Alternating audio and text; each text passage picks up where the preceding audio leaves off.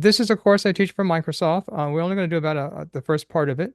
And one of the things I really wanted to do is to kind of help people like get started, have the ability to actually do one of these Microsoft courses because there's a little bit of, mechanism that goes along with those. So that's one thing I'm going to do. And then once I kind of go through one of the first labs, we're going to stop for a moment and we're going to take that lab results and we're going to prompt engineer it into a full application that will run on Hugging Face. Okay. So that should be a lot of fun to do. And that'll be pretty much everything we're going to do today. Because there's a companion site I'm going to give you, and you can continue with what you learn to complete that companion site. If you want the whole course, then of course you have to invest in. I'm not selling this course to you guys, so I just want you to know this. If you want the whole course, you would have to sign up for it and take it through a vendor. Maybe if you convince me, I might do a whole course. But that's a whole day's of work. I'm working on my PhD right now, so I might not do that. What's your PhD in? What I'm are you working on doing? my PhD in generative AI. So I'm presently a PhD ABD in nuclear physics, and I have basically retired from my job to go to the University of Kentucky and complete my PhD in generative AI in the physics department because the physics department has agreed to take all my credits. So it worked out really well. So Wow, wow, that's exciting. All luck to you. I'm really excited. I really am. And I couldn't think of anything better to do at my age. And with generative AI, when most people are slowing down, I'm not, I'm speeding up because now I have a buddy that has an IQ of 200 that can just do anything that I tell it to do. So it's really an Oh, exciting time. And I hope you guys get that as we move through these slides today. Thanks for asking that question. Just coming up, we are doing this today, building NLP solutions. We will be doing a custom Copilots on September 7th. Copilot is red hot. I'm continually having recruiters call me up, needing a Copilot programmer. And so it's moving forward. Microsoft's making good progress. With that said, there are some other. I will be setting up the month's curriculum here pretty soon, so I'll have more courses for you guys to take and look at. A little bit about me. I am an old guy. I started with punch cards. I'm probably one of the few out there that still have started with punch cards, and I've watched technology come and go. And it's just so amazing what's happening today. I mean, for the first time, there's a technology that just gives you wings and it does everything you want it to do, and it just is getting better and it's moving at a rapid pace. I have a bunch of industry typical certifications. I have a PMI ACP. That's the equivalent PMI of a Scrum Master. I am the keynote speaker of the PMI tri-state meeting coming up in November at the University of Cincinnati. I have 23 cloud certifications. I've worked in a number of different industries. I am an avid generative AI hacker. I love rapid prototyping. I love generative AI hacking. I typically run a team of 5 people every week doing some type of generative AI. So once you've done all the courses, like the Udemy's and you've done all the YouTubes, the way you can really stay up on what's happening is to do hackathons. And so I guess I put a link out there for you guys. It's Lab AI. So if you ever want to do a hackathon, go to Lab AI and sign up or try to get on one of my teams. I will say that as soon as I open up a team, it fills in about 3 hours. It's just nuts. So Mahesh said, Michael, a lot of top researchers in AI have a physics background. So you are, oh, thank you so much, Mahesh. That's very nice for you to say. I got to tell you that I am delighted with my math background right now. Finally, I could use it. A lot of people, you have to understand when you do nuclear physics or you do quantum mechanics, your base system is what's called a Hilbert space. It's a multidimensional space. And so as a result, you're thinking in multidimensions. Well, that's what AI is happening in multidimensions. So it's that place where physicists live. I do have a number of links here you guys can actually reach out to if you're not a cloud guy, if you're not one of my cloud guys, then join my LinkedIn. If you're not one of my LinkedIn guys, then join my cloud group. Today, we're going to be analyzing and translating text, and specifically analyzing text.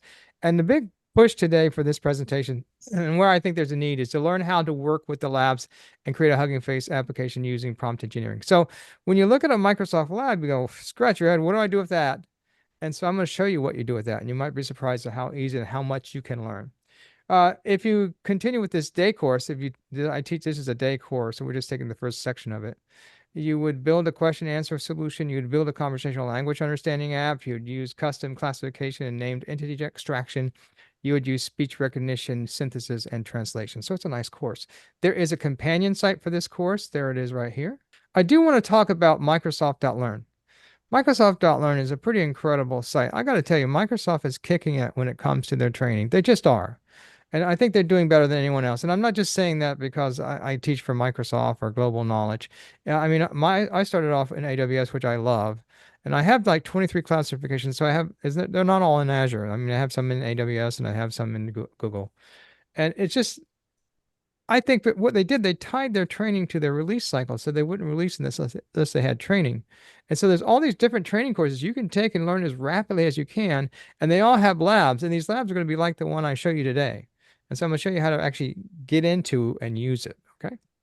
What's the whole purpose? One of the main things I want to do today. There is a companion site with this course. I do have that. I'm going to go ahead and grab that link and put it into the chat. And if you want to follow on and continue with this course, after you've gone through this presentation, I will put the video up, then you may do so. And just by following this companion site. And there's a link right there, guys. Okay. And please go to that and follow along if you want. We will be going there today. You will have the opportunity to actually follow along hands-on with me because I'm going to give you the keys you need to access what you need to access. Of course, as soon as this course is over today, I'm going to go delete those keys. So beware. All right, so that's the companion site. And in the companion site, it starts with analyzing text.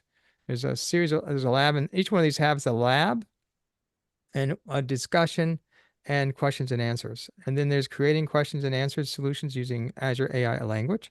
There's building conversational language understanding, creating custom text classification solution, custom named entity, translate text with Azure AI Translator, and there's create speech-enabled apps using Azure AI. Of course, this was such a surprise a year ago. Now it's just old hat, right?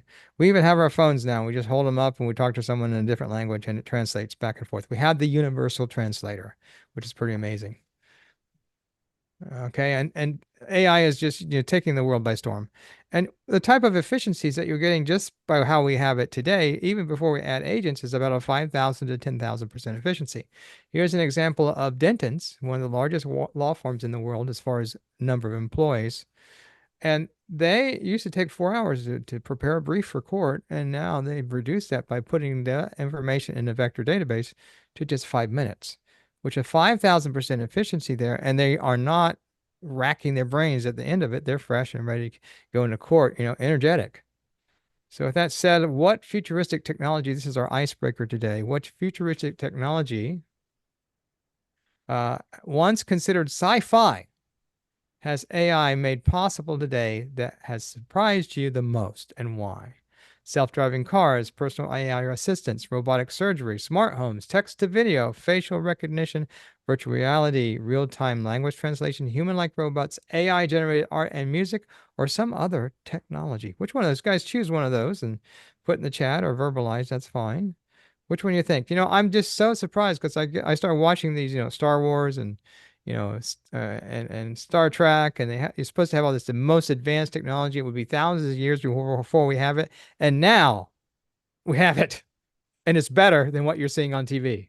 So John says text to video. Yeah, I agree. That's just an amazing, and that's going to change everything, right? I mean, just I think next year they're going to have movies that you can just dial up and give them a topic, and and they'll get to know who you are and give you the perfect movie. So here's another one. Early said, I was caught off guard with the progress of large language models. Absolutely, it is breathtaking how fast everything is moving and how you're going to be amazed at how good it is at programming, especially if you're programming something like Python. Make sure I have everyone in. All right. For number 10, there Yep. was something on social media that McDonald's Japan just did an AI generated commercial. I'm seeing the commercial AI generated commercials. They're disturbing. They're disturbing. I don't know. Have you seen many of the AI generated commercials? I'm glad you made that comment. I've seen a few things like on social media where people Yeah. are making AI generated Yeah. content. I think the real thing will be when you can't tell. When they When you get what? to the point where you can't tell the difference. Yeah, I mean, That's I think that there was one I just saw an AI and it came from Japan. You're right. And what they did, which I thought was pretty cute, is they had two AI generated figures, but they made one look more like a robot. And that caused you to, unconsciously think the other one was real. You know what I'm saying? So I thought it was a really cute trick. And so there's all types of tricks like that. Yeah. All right. Anyone else? Robotic surgery. Yeah, that's a good one. I mean, the application of AI in medicine is really rich, and I actually have a bioinformatic graduate course. I'm very excited about in AI this semester. So yeah, excellent, cool. Well, we don't have a whole lot of time. Anyone else want to give me a few more before we move on? Because we're gonna hit the ground running here. All right. Well, we'll move on to the next topic. If anything comes to mind, guys, let me know. But I'm just always blown away. I even saw a Star Wars movie the other day where all the robots got out and they moved in unison, right? Well, that's not what happens. They all jump out now and they go wherever they need to do because they're autonomous. They can basically, and that's really got on the military. I'm a previous military. Everyone's going, man, the application here is unbelievable. All right, building a natural language processing solution with Azure AI services. And we're going to talk about today analyzing text. And what you're going to learn is this module is how to use the lab environment. That's what I want to get to you guys today. And then detect a language from text and analyze text sentiment. And you're going to extract phrases and entities and linked entities. So I want you guys to get your computers out, and we're going to get you signed up and I'm going to give you a key, and I'm going to give you an endpoint, and you'll be able to follow along with this lab. Okay. And then right after the lab, I'm going to go cancel those. So if you want to do your own, you have to go back and use your own service.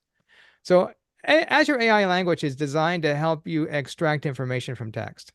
It provides functionality that you can use for language detection, key phrase extraction, sentiment analysis, named entity recognition, and entity linking. So you just put a document in and boom, it all comes out. Now, I just did a hackathon where I actually proposed some mathematical principles. And one was the one of uniqueness, and the other one was really kind of a silly name, which I call many eyes. And what you find is, we're used to functional programming, something in, something out. But this is not like that. This is like human intelligence in a box. And so you get something in, immediately you get many things out because of the symmetries of multidimensional space. So as a result, okay, when you know one thing about a system, you know many things about a system. So the amount of data that you can get back just from a simple prompt is just unbelievable. We're just still treating it like functional program, but that's not what we have here. We have something much bigger. All right. Okay, let's just go ahead and ask a few questions, and then we're going to get right into a lab. How should you create an application that monitors the comments on your company's website and flags any negative posts? 1, use Azure AI Language Service to extract key phrases. 2, use the Azure AI Language Service to perform sentiment analysis on the comments. Or C, we'll say ABC. Use the Azure AI Language Service to extract name entities from the comments. So what do you think, A, B, or C? Key phrases, sentiment analysis, or entities? A, B, or C? Yeah, it's B, of course. Absolutely. And Mahesh, thank you for that link. And sentiment analysis used to be really difficult. Now everything has it in it. So that's pretty amazing. People use it also for investing. They'll watch a group, and if that chat group has negative sentiments toward a certain stock, they'll de-invest, right? Or if it's positive, they'll invest. So they're trying to do that as well. Number 2, you are analyzing text that contains the word Paris. How might you determine if the word refers to the French city or the character in Homer's Iliad? A, use AI language service to extract key phrases. B, use AI language service to detect the language of the text. Or C, use the Azure AI language service to extract linked entities. A, B, or C? What do you think, guys? Key phrases, language, or entities? Which one?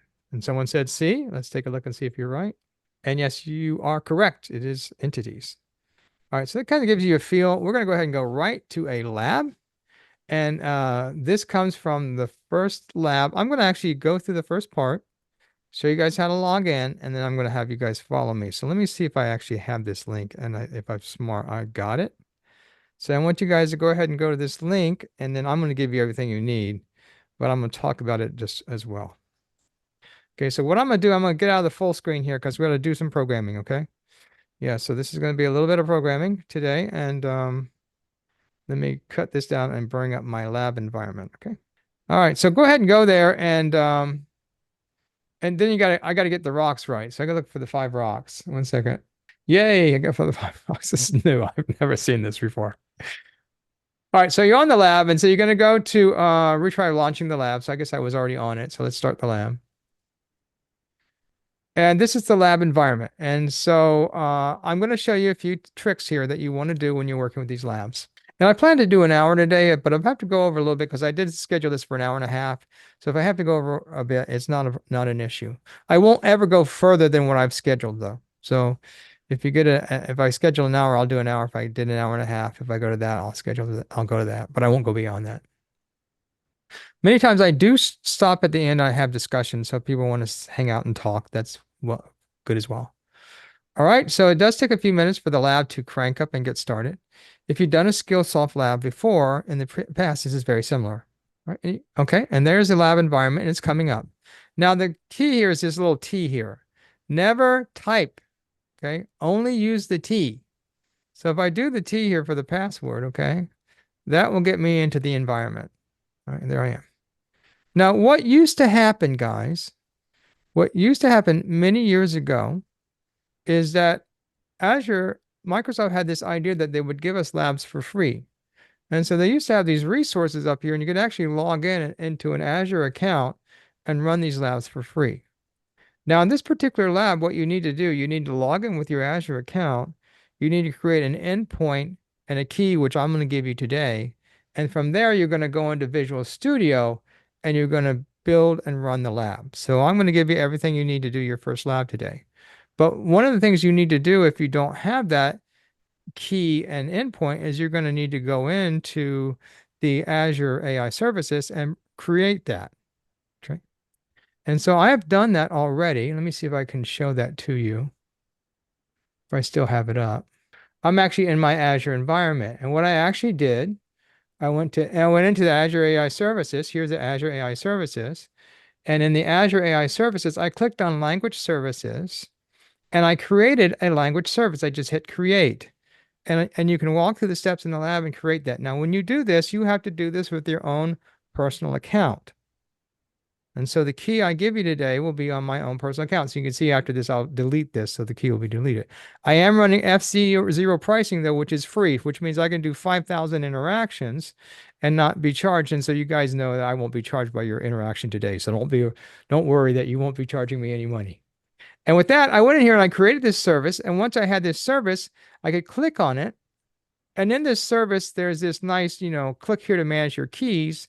And in here, you have key 1 and key 2 in case you need to do a rotation, and you have your endpoint. So in order to run the lab today, you need that key and you need that endpoint. So let me go ahead and give you that endpoint. So that's the things that you need to do, and then you're done because you have your key and your endpoint, and now you can return to the lab. All right. And so you guys now at this point should have your labs open and you can follow along. Okay. So at this point, what they want you to do, and you start to scroll down and read these, you're going to need to do a bunch of Python. So I'm going to walk you through working with the Python. It's actually fairly easy, but you need to clone the environment you're going to be working with. And in order to do that, you need to go into Visual Studio. Now, what I'm doing right now, I just love. I love it when I work with systems that have their Visual Studio, their resources on another machine, not mine. And so there's a Visual Studio. I'll be using Microsoft's Visual Studio here. So click on that and bring up Visual Studio. Okay. And I will be posting this. So if you guys fall behind, you want to see it again, you can watch the post. And what I want to do is I actually want to clone a repository. And that has a kind of like starter code for me that I'm going to be filling in. So this is how it works. So a lot of the labs are like this. They give you starter code, you fill them in, and you try to figure out how the code and why the code is running. Okay, so here's my clone repository. I'm going to grab that. And then what I want to do, I want to put the repository I want to clone. So if you come down to the T, click the T. Now here's a very important thing to do. Don't click this button here. Just hit return. Okay. And then what it's going to do, it's going to go out and ask you what folder do you want to put it in. Doesn't matter which folder. I'll choose favorites. And I'll go select it as a repository. And it's going to consume or download that repository with all the resources I need to do this lab. And this is kind of like partial code that I'll fill in and run. Okay, it gets me experience into becoming a coder. Let's go ahead and open it up in a new window, and that will actually show me all the files I need to work with. Give it a moment. There you go. And you can see right here, I have my lab files. So I'm going to click on my lab files, and I can open those up. We're going to start with the first lab file. We're going to work with Python. Python is king when it comes to data science. So if there's a language you need to learn, it's Python. You know, C#, C works fine in the Microsoft environment, but when you're outside of that, most people are programming in data science are programming in Python. All right, with that said, we're going to want to now start working with the Python itself, but are there any, we're going to open up a terminal, we're going to install some packages. Are there any questions though before I do that? Hey, Michael, I'm following along. It's just that the cloning and all that stuff's not going as quickly as you are. Do we need to keep up with you, or do we need to like just watch and learn and then do it later? What's your suggestion? Both. So what I do is let me tell you what I do when I actually teach this class. When I actually teach this class, what I do is I do this as a demo, and then I let them do it. And I have a monitor where I can actually watch them and help them as they move along. So typically what I'm trying to do is tell people where the sticking points are, and they watch me do it and go, oh, that's not too bad. I'm not afraid of that. So if you can get up and running and stay with me, that would be great. But in order to finish in an hour or so, we're going to have to move forward. So, but thanks for letting me know that. Is your Thanks. cloning done yet, or is still cloning? Oh, it's good. Yeah, I'm good. Check with some others maybe. Were you able to open up the Python folder? Can you see that? Yeah, analyze text and Yeah. Python folder. Let's So if you see. right click on here, here's another getter. If you right click on that, there's an open the integrated terminal. So click on that. And now your terminal is going to open up, which is going to be nice because in here, you're going to be able to just do your little T things. And what they want you to do is install 2 pip packages. And what these packages are going to do is they're going to give you the Azure Text Analytics package and the python.env. What the python.env is going to allow you to pull the keys from your env file. And of course, the analytics is going to give you all the text models that you need. So with that said, what we're going to do is just hit that magical T and make sure you're working in Python, not C#. You're going to make the mistake every once in a while putting C# in. Only click it once. See, it has both pip installs there, and just hit return, and it's going to install both of those pip packages, and then you'll be ready to roll. You won't have to do any more install than this. However, when you prompt engineer this in Hugging Face, then you're going to have to go back and use these packages in Hugging Face. And I'll show you how to do that. And it's called a requirements.txt file. And believe it or not, Hugging Face is free, so you can actually do all your Hugging Face account work free. I do pay $9 a month for mine. I have a little extra in it, but I use Hugging Face extensively. With that said, so we're installed. That's good. We can now click on the actual env file, or we can click on the actual programming file. Let's take a look at the programming file real quick. So in the programming file, what you see, it's in Python. If you scroll down, you can see they have these texts with nothing below them. They're going to want you to copy code from over here into those text positions. Now, don't copy, just use your T for it to be automatically written. But there's a gotcha here with Python. Python is a tabbed language. If it's not tabbed correctly, it will fail. So you need to make sure that you have tabbed your Python, and it won't tab correctly when you do that, but you'll have to retab it. I'll show you that in a moment. Don't worry about it. The other one is your environmental file. Here's where your key goes and your endpoint goes. So let's go ahead and put those in there. So you should go to the chat there, and let's go ahead and grab that endpoint first. All right, should be in the chat there. Grab your endpoint. And what you're going to do is you're going to put your endpoint here, your environmental key. And if you upload anything to GitHub, make sure that you do an git ignore on this file, because you don't want to put your keys on GitHub. There are crawlers on GitHub. It's like a picnic for crawlers looking for people who actually have put their credentials up there. Do not put your credentials on GitHub. So I'm going to paste that in there, and you can see I have the link in there, and I have it in quotes. Same thing with the key that I gave you. Grab the key, And you want to go ahead and put the key in there. And Michael, that's exactly what got our social security numbers stolen. Like 270 million social security numbers was Really? exactly that. They put the password up in the cloud. Is that what they Yep. did? Yeah, Yep. those developers will do that because it's easier for them, or at least they're not thinking about it. There you go. Good. So that should be in there. Make sure you do file save. This does require that. All right, there's my file save. That should be in there. Now, if you run it and it gives you an error like doesn't have credentials, you'll know that you need to go back and check those EMV files. So good, you're almost ready to go. Let's go ahead and bring up our code. And the first thing you want to put in your code, let's scroll up a little bit and see if we have anything at the top, is the import namespaces. So if you go here and look down the code, just grab those import namespaces and click the T. And see, I did the wrong one. I did C sharp, and you can see it didn't like it. I'll click Control Z. Let's come down here and do Python instead. All right, got my Python in there. Looks good, looks lined up. So let's scroll down a little bit lower and see it says here, create the key and endpoint. So that key and endpoint, I need to bring those in so they can work with the program. So I scroll down here, and I look for that key and endpoint. Let's see if I can find that. Here it is. Create client key and endpoint. There you go. And now, let's see. Once again, I did C sharp again. Look at that. Let's make sure we use Python. There you go. Now you can see it didn't tab correctly. So I'm going to come here and I'm going to tab it over. So that's a got you. And a lot of people go in there and don't realize it hasn't tabbed, but Python's a tabbed language. It doesn't have curly brackets and parentheses the way other languages use those. It uses tabs to keep track.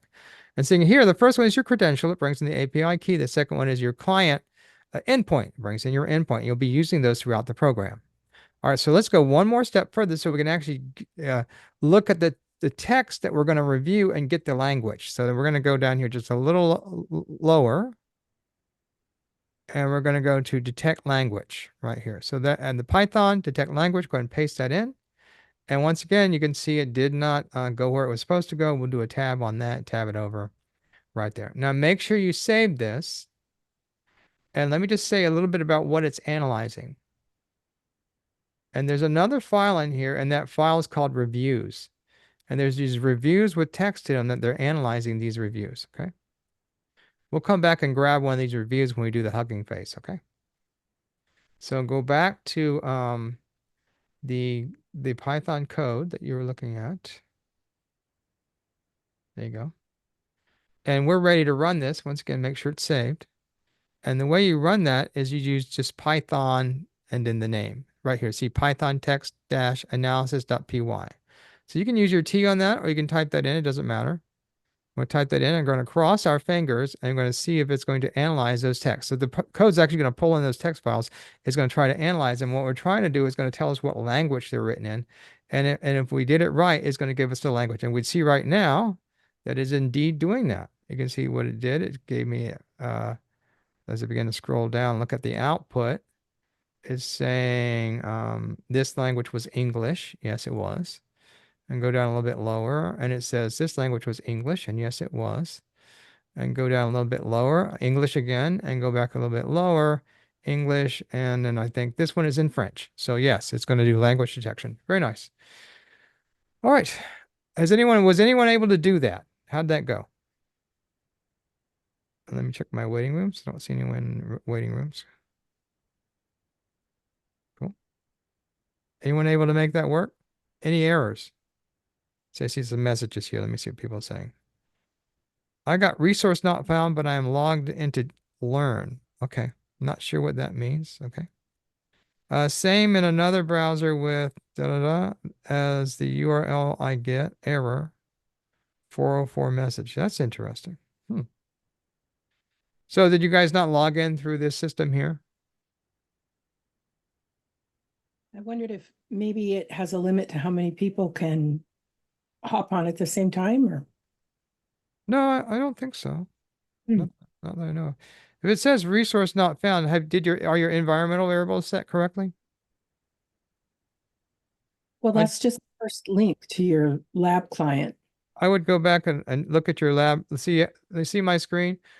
first thing I would go back to do is look at um the ENV file and see if indeed that saved. See that? Did you save your files too as well? Well, I didn't get that far. I just Oh, link that we're talking about here. So maybe I didn't kick off the lab from the right place. yeah. Yeah. Right after that message, good now, you posted languagemike.com cognitiveservices.azure, and that's the link that I tried to go directly to. Oh no, no, that has to be in the code. Okay, so it's earlier. You want me to go to the Learn course? Yeah, you have to go there and you have to build it into the code. If you try to go to that link, it won't do anything for you. Okay. Yeah, that link has to be in the code. So you see my code, how I put the link in the code up here in the environmental file? Mm-hmm. Yeah, so those two have to be there in order for this code to run. Okay. Now, Okay. if you're a little bit behind, that's okay. You can always come back and watch the video, right? But the reason this is an important skill is it's the same way you're looking about at this, like what the heck's going on, is the same way I felt when the first time I did this. I thought, what is this? And then when you start doing, oh, I see what they're doing. They've created an entire environment. I can put my keys in here, and they're just trying to give me an environment that I partially code. And then once I do that, I can get a fully running program. And then I can look at it and try to figure out the code and figure out what's going. They're trying to bring you in, by giving you the steering wheel, let you steer a little bit. You ever? I don't know if you remember when you learned to drive. For some of it was catastrophic. For some of it was catastrophic. I have 9 kids. We've taught 9 kids how to drive. Some were very good drivers and some were scary drivers. And sometimes you have to take the wheel back. And this is kind of the thing. You get the wheel sometimes and they got the wheel. Okay. There you go. All right. So let's go to the next step. So now we got it kind of functioning, working well. And so we're going to look at the next part. And the next part is gets the sentiment analysis. So let's scroll down a little bit.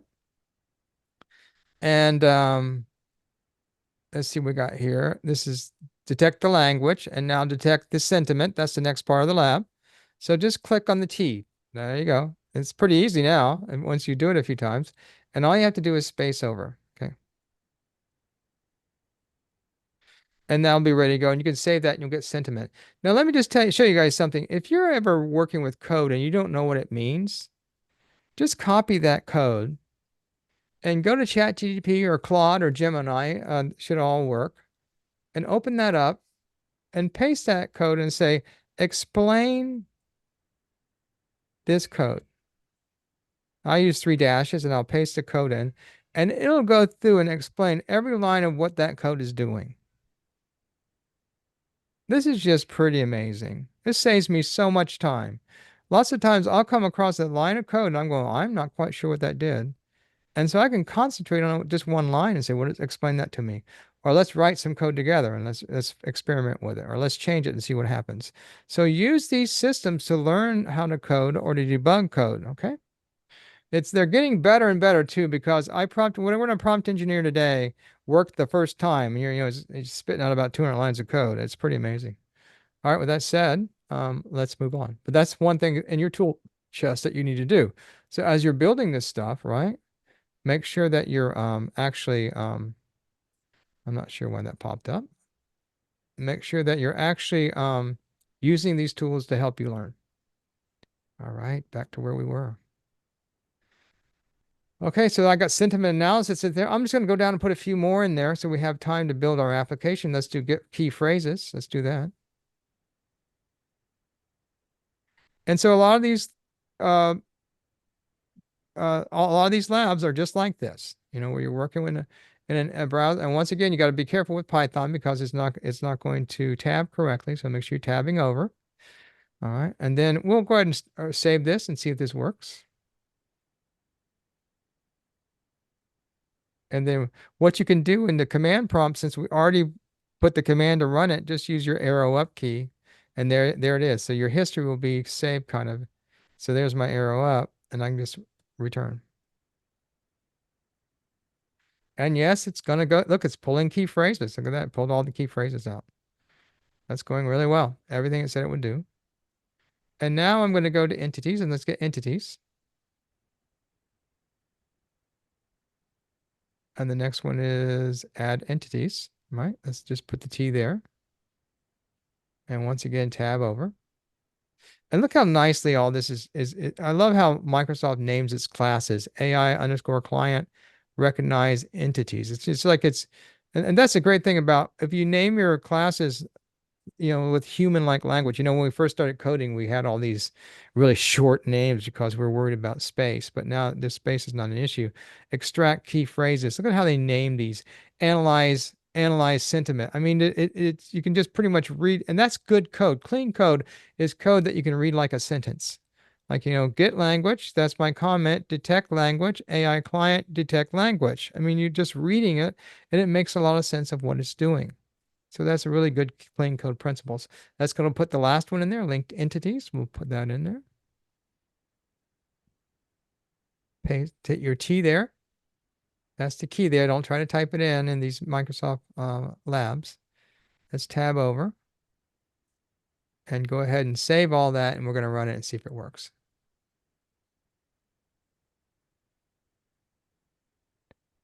All right, let's go ahead and run our code. And once again, all you can do is you can use your arrow up in your integrated or in your command prompt. Now, if you lose your command prompt, just remember you can always go to the text file and right click on it and it will say open integrated terminal. All right, so there you go. And let's go and run it. And I've already run this a few times, so I know it's going to work. So it's doing everything, pulling the linked entities. You can see associating hotel with location, personnel with personnel type, skills, location. So doing a really good job with those linked entities. So it's working as you would expect. And so now you have all this code that you've written. And what we're going to do now, we're going to copy all this code because we're going to turn it into an application. Maybe I want to have something I can interact with, I can input to. So we're going to copy all this code. Let me see if I can get it all. And we're going to put it into an application, a Streamlit application that runs on Hugging Face. Okay. Once I can copy it all. Let's see here.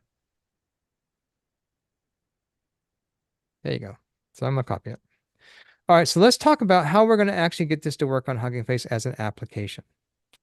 And so let me go ahead and do some prompt engineering. So I'm going to start my slideshow again. And we're actually done right now with our lab. So I just want to make sure you guys know how to do a Microsoft lab. And you can, like I said, Microsoft has just gazillions of labs to do. So the learning can be rich and you can learn as much and fast as you can learn. But with that said, one of the things I want to do is I want to get this working as an application. And so that's one of the things you might do. You might build something in a Jupyter Notebook, or you might have a piece of code and you want to get that running as an application. And this is the way you do that. So we're going to go ahead and play from my current slide. And so what I want to do, and I got to go back a few slides here.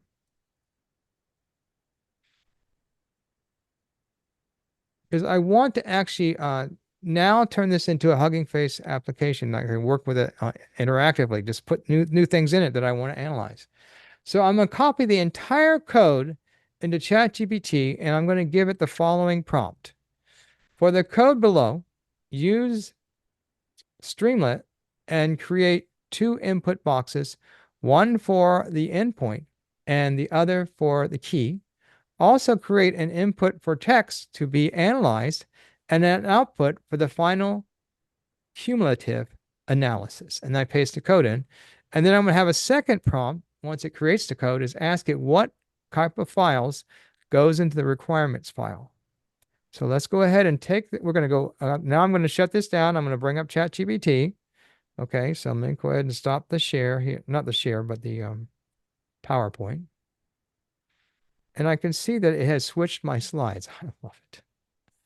All right. I've never had that happen before, so sorry about that. All right, let's go ahead and now, but you get the prompt. So let's open up ChatGPT. And then you guys will tell me if you can see the screen, my ChatGPT. Okay, one moment.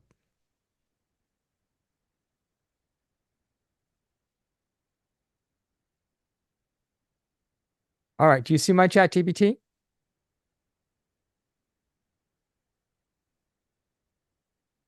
Someone give me an affirmative on that if you can see my ChatGPT. Looks good, Michael. Okay, excellent. So what I'm going to do now is just go ahead and paste all the code in there so I don't forget. But then you got to make sure you use your shift enter to keep it from all going in there. It doesn't matter that it's all a mess, right? And then what I want to do is I want to take that prompt that I wrote and I'll throw that prompt in there.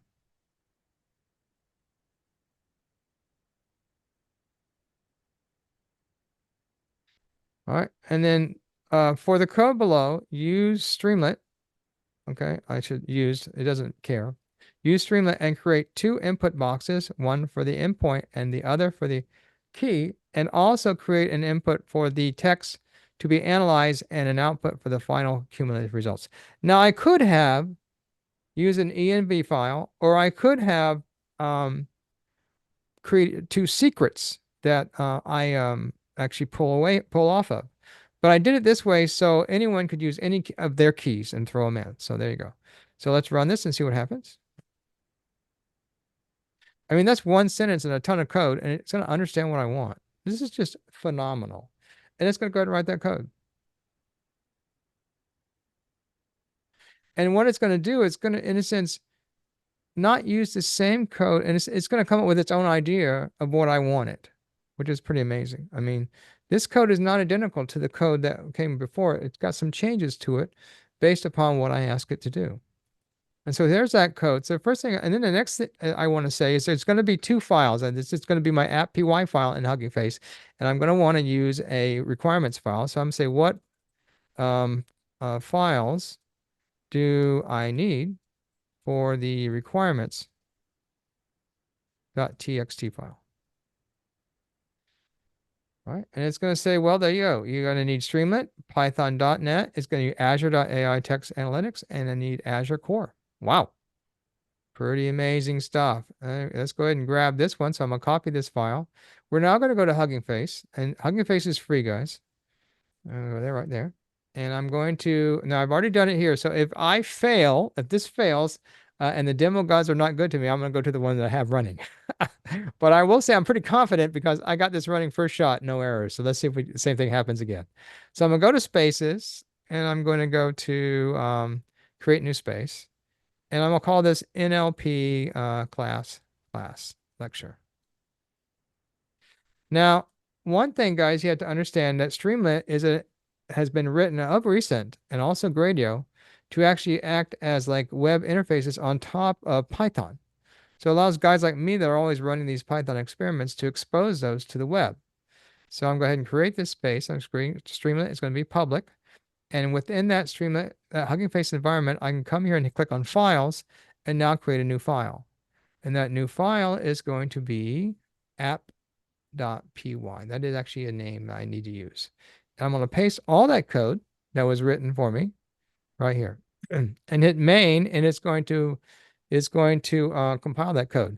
Now at that point, it's not going to run because I need a requirements file, and that's all the requirements that it needs. Like when we did the pip install, it's like the pip install that I need to make it run. So I'm going to come to add file, create file, requirements.txt, and then if you spell this file wrong, it won't work. So sometimes you make that error. And then I'm going to go find those requirements that were asked, that are given to me in the prompt. So I need to kind of give me a moment. Go back to my chat GPT at the bottom here and grab those files. That's going to bring all those packages in for me. Paste those in. And then I'm going to hit main. So it's going to compile that for me. So now, if everything goes well, it should run. So this is kind of always dicey, right?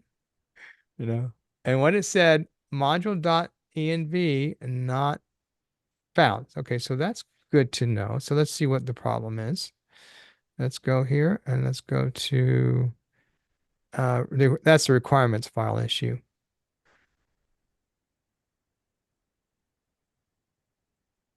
I said python.env. I'm going to go take a look at the one I wrote that ran fine. Okay, because it's not finding that .env. Let's go see if what my requirements file said before. And here's my NLP right here that ran fine. And in my requirements file, I had this stuff. And that was all good. Oh, you know what? I think it's fine. You know why? Because I think it was on the previous one before I had a requirements file, it tried to compile and it didn't find the .in because it wasn't filing. So what happened is that was a previous error, but once I did my requirement file, it cleaned it up. So yeah, here it is. It ran fine. And so now we're going to see if it's going to work. So once again, this is the NLP class lecture, so it's okay. Let's go ahead and grab that endpoint and put that in, and let's grab that key and put that in. What do you think? Let's see if we get this to work. So here's that endpoint. I'll copy that. We'll put that endpoint in here. Right. And here's that service key. We'll go copy that. And this directly from Azure. So what it's doing, it's pinging to Azure like an API and pulling and it's sending in the token and bringing back the results. And so let's put that in. And I like this because it automatically knew it was a password. So it hid it for me. Look at that. And then finally, we want to put some text to analyze. So what you can do, actually, unfortunately, I closed the screen. I closed the lab. So does someone have the lab open? Then they can open up one of the review files and send that over to me. Otherwise, I'd have to crank things back up again. Or I Sure, you can want to review results? yeah, just to review, go pull review one and throw that into the chat.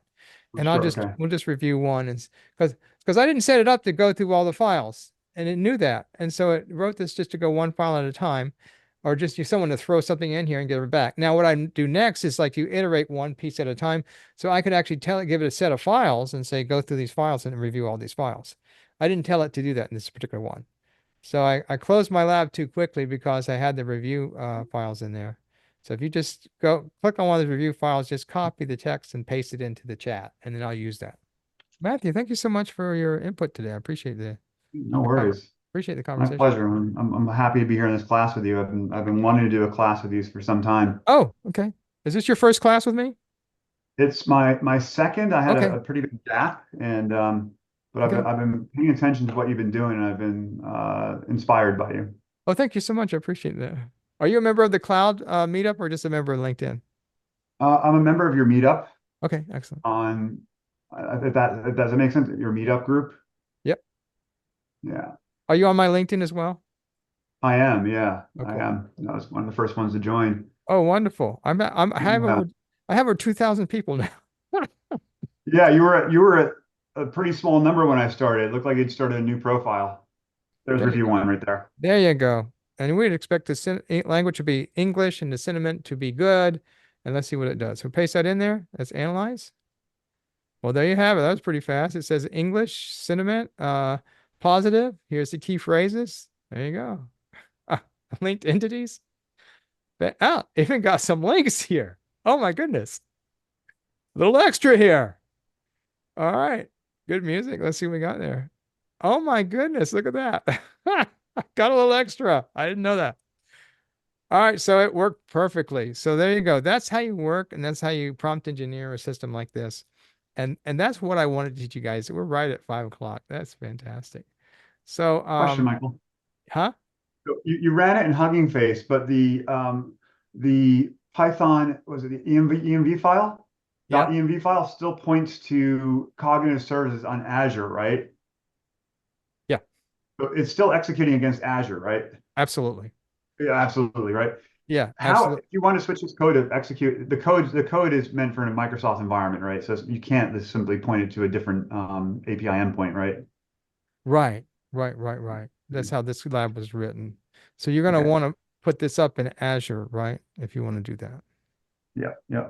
So, I mean, this pretty much is just an example today of how to get those labs running, the technology that you're using and how powerful it is, the naming conventions that you see in the lab itself, using that endpoint. And there's a lot of people who do that. I mean, and there's a lot of discussion over that. That's one of the things that Microsoft, I don't know if you know about Microsoft's Copilot computer. I almost bought it, but didn't. It's getting really low reviews. But the whole philosophy behind the Copilot computer was it had an NLP, which is a natural language processor. So it's a new type of processor. And the idea was there that you don't have to go up into the cloud to run these systems. You can actually run it on your laptop. So one of the problems that you have is this is working pretty well, and I'm pretty happy with that. So But the thing about it is that NPL, that natural processing processor, and the NPU, National Processing Unit, allows the problem is that when you got this PII data and it's going up to the web and coming back, then potentially someone could be a man in the middle, right? And could grab that data. So you really don't like systems like this because of sensitivity of data. And so either you're running it in the cloud where it's all hardened, right? And everything's only talking in the cloud, or you're running it on a local system, right? Like an NPU, and it's talking there. But this transfer back and forth works well, right? It's pretty fast, and that's what everyone's doing right now. But that's really not the best scenario, especially when you're dealing with sensitive data, right? Yeah, it's even how people connect to their cloud. I mean, if companies really want privacy, they use ExpressRoute or something of that Right, nature. right. They're on the public internet. But the Copilot computers, one of the things I think was freaking people out was the new recall feature Right, where right. it's taking snapshots of all Yeah, of your activity and using it to help everything you do. Yeah, find your place where you were right. lost. But people were very worried that that was going to somehow take a back channel up to the main. I had to say this is terrible. I love it and love it, want more of it. And given like, and what I'm thinking from my perspective, it just gives me so much more power to do things more rapidly. If I've lost something or I need something, I just tell it what I want. So you're now communicating like you would with a person with a very high IQ that has a photographic memory. Yeah. A lot of people are worried because this technology could be used for bad as well, right? So many bad things could happen. And this is also one of the arguments against a smart city, because smart cities there's sensors all over the place. So they know everything about you. They know where you're going, they know what you're doing, they know what your heart rate is, so they know your sex, they know everything about you wherever you go. So that a lot of people don't like smart cities for the very same thing because there's no privacy. And so we are entering into a different time where I'm wondering that if the generation that's coming up now really care, because They don't. they're raised with smartphones in their hands. They don't have the context to Right, what they're losing or what they're gaining. Yeah. right, absolutely. And Also grew up with OnStar in the car, right? So OnStars, credit cards have been doing this to us already. yeah, We yeah, got through that first layer, right? And now like these additional layers keep on getting layered on, and we just get used to it to the right. point where we either accept it or fight back at it, if necessary. Yeah, providers will swear that their phone, they're not listening to you on their phone, right? But AI is listening to you. Oh, for sure. And AI is making decisions and sending you ads just based upon what they hear.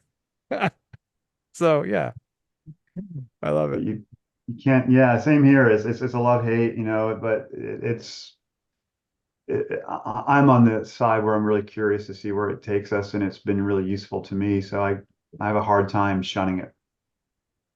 Well, if you're like me and you're getting a 10,000% efficiency on this stuff, you're going, well, want more of it, right?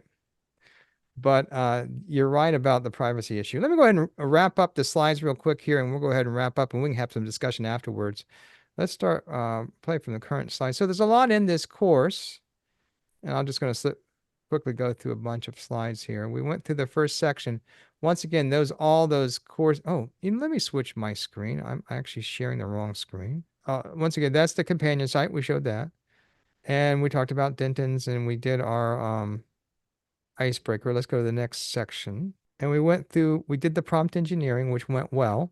Right out of the box, you got 200 lines of code plus writing a unique code that's running immediately. And there's a lot of different things. There's a build and answer and question solution in this course where we will walk through that. We have questions. It's the same way. Once again, you're answering questions in the course, and then you got a lab just like this, and you do the same thing where you're pasting modules. Next part of the course, you're actually doing language understanding. And once again, kind of follows the same format where you do some explanation, you got your questions, and then you have another lab. Okay. Next part of the course is create a custom text classification solution. And once again, you get some theory. As you walk through the theory, you have some questions that you walk through. And then once again, another lab, same thing where you're using that endpoint and you're building a custom conversational language understanding model. And so you build a little bit model, and then you do your named entities, and you once again get some explanation. You learn about a confusion matrix and how that works. and then you go through some questions and you answer those, and then you got another lab. And then once again, you get to the translate text, and that translation used to be something that was just like so hard to do, and now these translators are getting the idioms and they're so good. It's just amazing. Matter of fact, I'm not afraid on LinkedIn now to just talk to people in their language, their native language, using these translators. And once again, you have that exercise right after the questions. And I think this is the last one, speech enabled apps, which is now just generic. Everyone has them. And I think that when OpenAI came out with their phone app, that was really amazing for everybody. And at the end, the summary is, in this course, what you learned is analyzing and translating text. You learned how to work with the labs and creating Hugging Face application using prompt engineering. That's the big goal I wanted to do today. So you guys could actually continue doing these type of labs and understand what Microsoft really has there for you to work with. Build a question answering solution, build a conversational language understanding app, customize classification and named entity extraction, speech recognition, synthesis, and translation. So you can, guys, there's a link below. You can go on and finish the lab now, or do any lab that you really are interested in doing. And so that's the conclusion today. I will put this recording up on the web, up on LinkedIn, so you guys can watch it if you want to continue your work. Okay. All right. So I'm open. I'm going to go ahead and stop the share and the discussion and the recording. And you guys feel free to ask me any question